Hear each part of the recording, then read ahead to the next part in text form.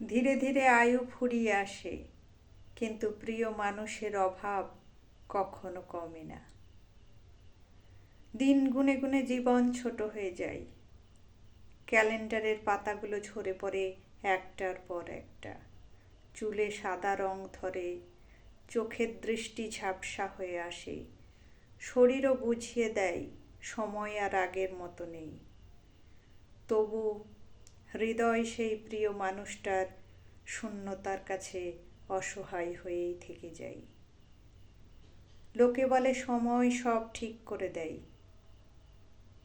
কিন্তু বাস্তবতা হলো সময় শুধু ক্যালেন্ডার বদলায়, ঋতু বদলায়, মানুষ বদলায়, কিন্তু হৃদয়ের ক্ষতগুলো ছুঁয়েও দেখে না।